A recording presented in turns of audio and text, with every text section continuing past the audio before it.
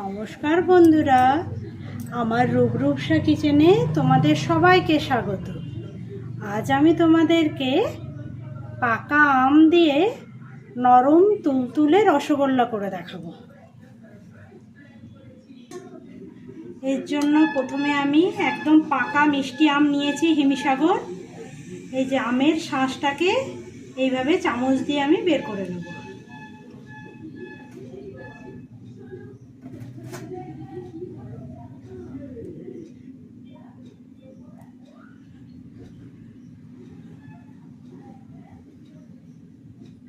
এতে কিন্তু মিষ্টি আম দেবেন, টক আম হলে কিন্তু খুব অসুবিধে আছে, হবে না।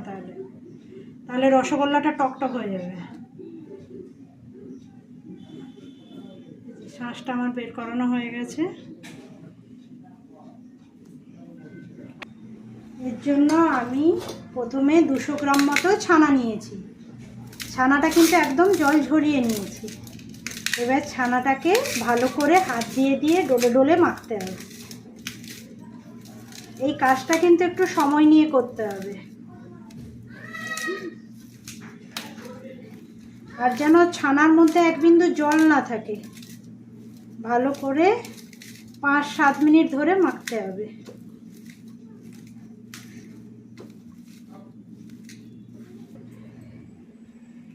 এই দেখুন, ছানাটা যেন এইরকম নরম, একদম সেই কি বলবো, ময়দার মতো হয়ে যায়। একদম স্মুথ, কোনো দানা থাকবে না, কিছু না। এরকম ঘষে ঘষে 5-7 মিনিট করতে হবে।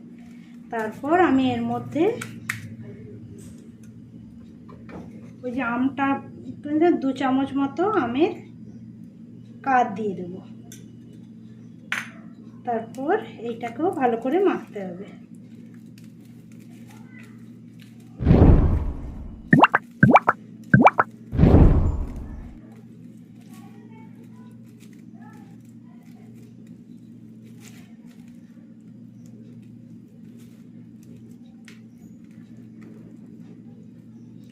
আমের যেন কোনো চঁচ না থাকে, হ্যাঁ, যেমন সেই সুতোর মতো বেরিয়ে থাকে, তো সেগুলো যেন না থাকে। এটাকেও ভালো করে একটু মেখে নিতে হবে।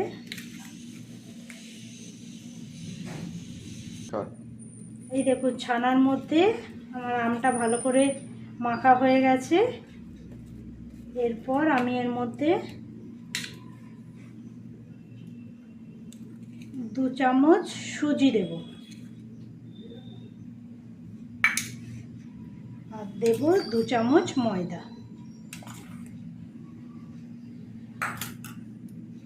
দিয়ে এটাকেও মেখে নিতে হবে। এটাকে কিন্তু খুব বেশি আর মাখবো না, জাস্ট এটা মেখে নিলেই হয়ে যাবে।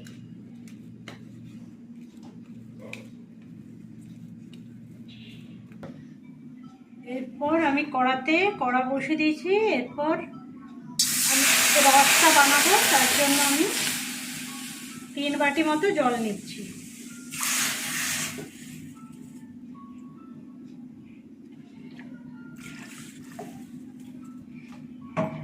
আপনারা যে বাটিতে চিনি দেবেন সেই মাপেই জলটা দেবেন, ডবল।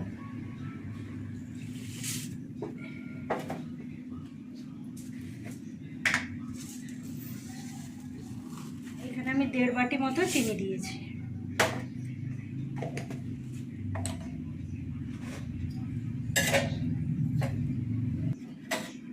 এখানে আমি 1.5 বাটি চিনি দিয়েছি, 3 বাটি জল দিয়েছি, ডবল জল দিয়েছি।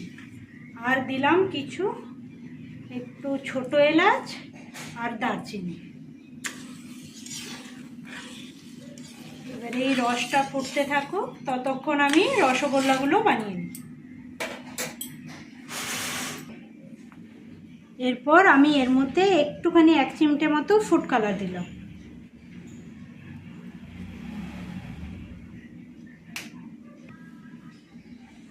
এরপর এটাকে আবার মেখে নেব।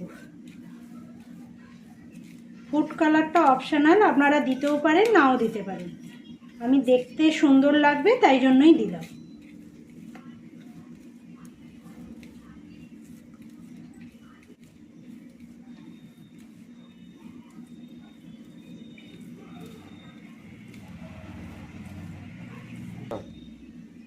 এই দেখুন আমার ফুড কালার দিয়ে মাখা হয়ে গেছে। এরপর আমি রসগোল্লার সাইজ করে গোল গোল করে রসগোল্লা করে নেব। আপনারা যে যা মাপে করবেন।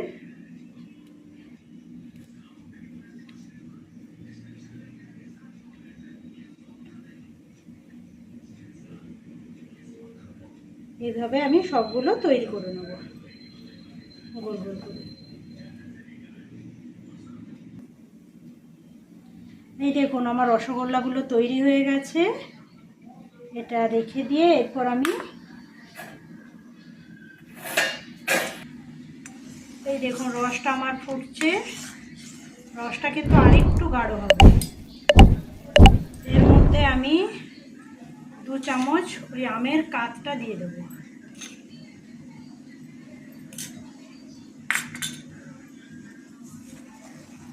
আমেরটা কাতটা দিয়ে কিন্তু অনবরত নাড়বেন।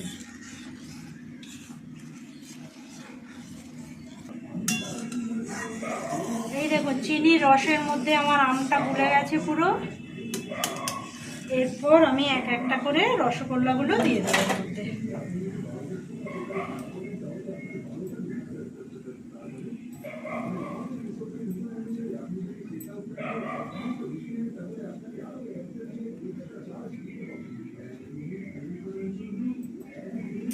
গ্যাসের ফ্লেমটা কিন্তু হাইতে থাকবে।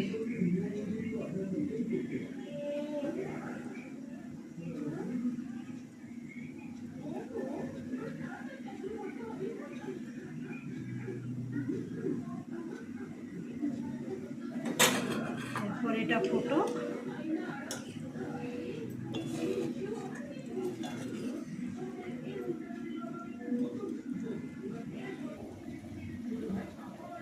এই দেখুন রসগোল্লাগুলো আমার ফুটছে। এক একটা কিন্তু 10 টাকার মতো সাইজ হয়ে গেছে ফুলে। আর একটু ফুটবে 5 মিনিট মতো, তারপরে আমি এটাকে নামাবো। তাতে রসটাও একটু মরে যাবে। এই দেখুন রসগোল্লাগুলো আমার হয়ে গেছে। এবার আমি নামিয়ে নেব। রসগোল্লাগুলো এক একটা ফুটবল হয়ে গেছে।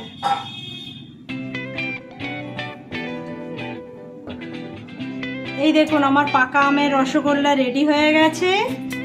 এইভাবে আপনারা একবার বানিয়ে দেখুন আর অবশ্যই কমেন্ট করে আমাকে জানান কেমন হয়েছে। আর আমি একটা কেটে আপনাদের দেখিয়ে দিচ্ছি কতটা নরম হয়েছে। এই দেখুন একদম মানে স্পঞ্জি রসগোল্লা বলতে যাবো। এই দেখুন একদম তুলোর মতো নরম।